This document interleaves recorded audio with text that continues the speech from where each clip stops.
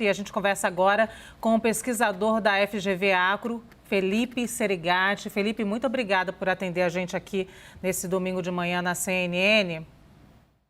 Bom dia, eu que agradeço o convite. Eu queria te perguntar se há mesmo um risco considerável de desabastecimento no Brasil a partir dessa crise energética lá na China. Então, vamos por partes, né? Quando a gente está pensando em desabastecimento, imagina a seguinte situação, né? As prateleiras dos supermercados vazias. Não, de longe, isso não é o cenário base, né? Por diversos fatores, né? De um lado, nossa principal safra é a safra de verão. Essa safra de verão, a gente está plantando agora, né? Com o início do período de chuvas, e vai ser colhida no primeiro trimestre, justamente durante o verão. E para essa safra de verão, a larga maioria dos produtores já estão com seus insumos, né? Já adquiriram esses insumos antecipadamente, grande maioria já recebeu, então essa produção está relativamente garantida e naquilo que cabe ao produtor, né? De repente você vai ter algum evento climático, como nós tivemos a seca e as geadas esse ano, isso pode comprometer. Mas aquilo que depende do produtor, a safra de verão, gente, está encaminhada.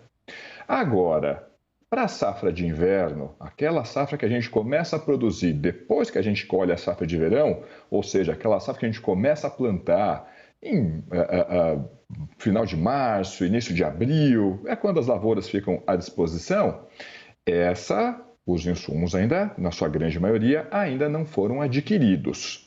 E aí, quais são as principais culturas que podem sofrer com esse cenário? Justamente o milho, como a gente viu esse ano, né? Só que esse ano foi seca e geada, e, em menor medida, também o trigo. De qualquer forma, daqui até o início da safra de inverno, a segunda safra, ainda tem um tempo para se trabalhar, pensar em algum plano emergencial. Boa notícia, ao menos aqui do meu lado, que o governo já esteja comunicando, olha, estamos trabalhando num plano emergencial, boa notícia.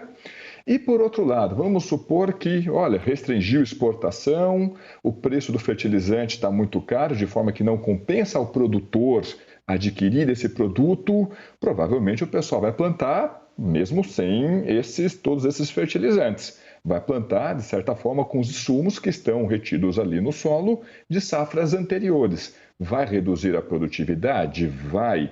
Deverá causar desabastecimento, aquela cena anos 80, faltando produto na prateleira? Provavelmente não. Mas, como vocês mesmo apontaram, provavelmente essa inflação de alimentos não vai ceder. A gente deverá continuar vendo alimentos operando num preço e um patamar elevado. Felipe, se nós colocássemos numa ordem de preocupação, o que viria primeiro? A crise hídrica ou a possibilidade da falta de fertilizantes? Puxa vida, difícil isso, hein? Difícil. Não sei te responder, porque crise hídrica, essa está acontecendo agora. O raio de ação nesse curto prazo é limitado. O que vai fazer? Tentar racionalizar um pouco o consumo. Não tem que fazer, depende ali de uma boa vontade de São Pedro também, né? Um evento climático não tem muito como fugir, a não ser do outro lado as medidas paliativas. Quando a gente olha para a questão de fertilizantes, agora no curto prazo, também o raio de ação é bastante limitado. Gira algo no mesmo torno, talvez racionalizar esse uso. Não tem como nós reabrirmos, por exemplo, as fábricas que uma vez a Petrobras já teve. Não tem, por exemplo, como obrigar algum importante fornecedor desse insumo a vender esse produto para nós. O raio de ação é bastante limitado. O diretor do CNN Brasil Business, Fernando Nakagawa, está aqui com a gente, vai fazer uma pergunta. Naka. Obrigado, Lu. Professor, eu queria ouvir do senhor sobre essa possibilidade de o Brasil ter uma política nacional para a produção desse tipo de insumos. O senhor acha que é preciso, é importante isso? Ou o Brasil consegue, de maneira adequada, continuar importando com segurança esses insumos para o campo? Difícil, né? É uma estratégia que vai depender de qual que é o objetivo final. Veja que a gente estava, não somente o Brasil, né? Mas a gente estava numa situação relativamente confortável fazendo uso do fornecimento das cadeias globais de valor, né?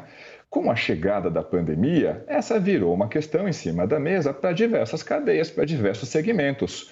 Qual que é o risco de você ficar dependendo por mais que seja um fornecedor super eficiente, mas ter a sua dependência de um determinado insumo, de uma determinada matéria-prima, tão concentrada em um único produtor.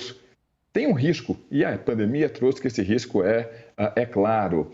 No entanto, principalmente quando a gente pensa no mercado de commodities, em geral são mercados mais concentrados. Então, imagina, vamos criar aqui a indústria de fertilizantes. Ok, você vai tirar fosfato da onde? Nós não temos minas de fosfato. Ah, não, tem, vai ter alguma coisa lá na Amazônia. Me parece que lá não é o local mais adequado, ao menos no momento, para pensar em qualquer atividade com esse perfil. Então, você vai depender de importação de matéria-prima. Ah, não, você vai importar matéria-prima mais bruta e vai processar aqui. Ok, mas qualquer problema na matéria-prima mais bruta vai ter a consequências semelhantes, porque o mercado ele é concentrado. Ah, vamos tentar diversificar essas fontes. Quando a gente pensa em insumos industriais, talvez isso seja mais viável. Mas, de novo, para o mercado de commodities, principalmente commodities minerais, commodities energéticas, isso é uma questão de destino. Ou você tem lá no seu solo, ou você não tem. Ah, não, você pode ter, mas mesmo assim não basta. Você tem, só que está em jazidas, em fontes em que comercialmente é inviável você fazer a extração, você fazer a produção. De qualquer forma, é uma questão complicada. Essa dependência por importações funcionou bem por muito tempo. Há soluços, e a gente aprendeu principalmente com a pandemia, de que há um risco em depender tão fortemente de um único fornecedor nas cadeias globais de valor, só que, para esse setor, as possibilidades de você diversificar esses fornecedores é bastante limitada. Professor, os aspectos dessa crise econômica não têm atingido o brasileiro da mesma maneira ou da mesma forma. Falo porque eu considero que os mais pobres têm sido mais atingidos.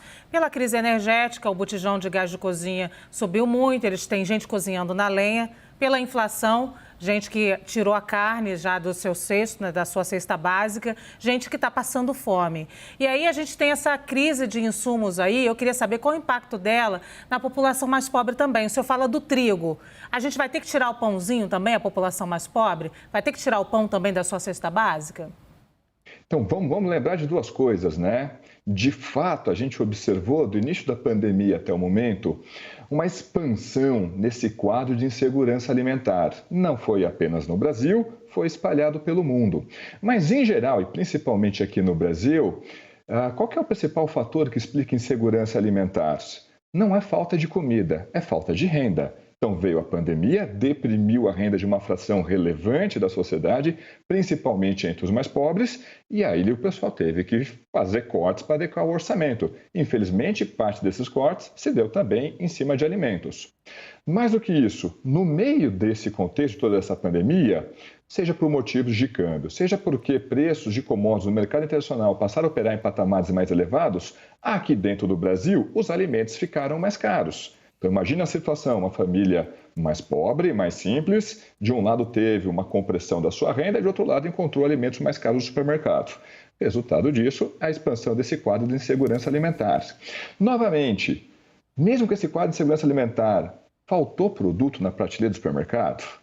Até mesmo ano passado, quando o pessoal falava bastante da inflação do arroz, faltou arroz na prateleira do supermercado? A gente está vendo carnes caras. Sim, as carnes estão caras. Está faltando carne no açougue. O problema não é de quantidade ofertada. O problema, de um lado, é de preço e, do outro lado, o problema é de renda. Trazendo isso para 2022, uma possível restrição na oferta de fertilizantes. O que isso pode acontecer? O que isso pode levar? Uma manutenção desses preços de alimentos em patamares mais elevados. E, se a economia não recuperar algum fôlego mais substancial, de forma, por exemplo, a recuperar ali a parte que seja do mercado de trabalho, principalmente para os setores mais informais, para a população de menor renda, esse quadro de insegurança alimentar deverá permanecer. Quando a gente olha, então, para esse problema de fertilizantes, pode bater? Sem dúvida alguma pode bater nesse quadro de insegurança alimentar. É o único fator? Certamente não. É o principal fator? Eu diria que não. O principal fator continua sendo: cadê a renda? A gente tem que recuperar o nível de renda que a nossa sociedade consegue produzir.